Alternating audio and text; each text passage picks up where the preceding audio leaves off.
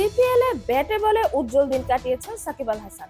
Bat হাতে 18 বলে 25 রানের ইনিংস খেলার পাশাপাশি বল হাতে মাত্র 11 রান খরচে শিকার করেছেন 3 উইকেট। তার দল অ্যান্টিগা অ্যান্ড বারবুডা ফ্যালকনসও সেন্ট কিটস অ্যান্ড নেভিস প্যাট্রিয়টসের বিপক্ষে পেয়েছে 7 উইকেটের সহজ জয়। আগে ব্যাট করতে নেমে 133 রানের পুঁজি দাঁড় করায় সেন্ট কিটস অ্যান্ড নেভিস। 2 বল হাতে রেখে 7 উইকেটের জয় পায় অ্যান্টিগা। ব্যাটে বলে দুর্দান্ত পারফরম্যান্সের সুবাদে অনুমিতভাবেই ম্যাচ সেরার পুরস্কারটা উঠেছে সাকিব আল হাসানের হাতে।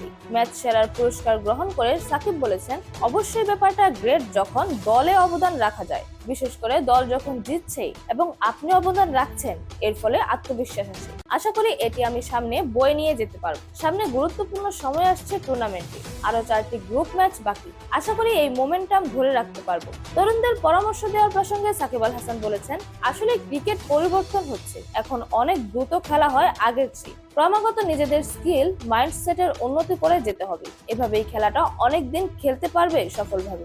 দলে আমার ভূমিকা এমনই, আজকে দলে অবদান রাখতে পেরেছি, আশা করি সামনে আরো পারবো। 7 পয়েন্ট নিয়ে বর্তমানে পয়েন্ট টেবিলের শীর্ষে রয়েছে অ্যান্টিগা। পরের ম্যাচ আগামী 28 আগস্ট, প্রতিপক্ষ ত্রিনবাগো নাইট রাইডার্স। এরকম আরো নতুন নতুন খেলার আপডেট পেতে অবশ্যই চ্যানেলটি সাবস্ক্রাইব করে রাখুন। ধন্যবাদ। Flavours news.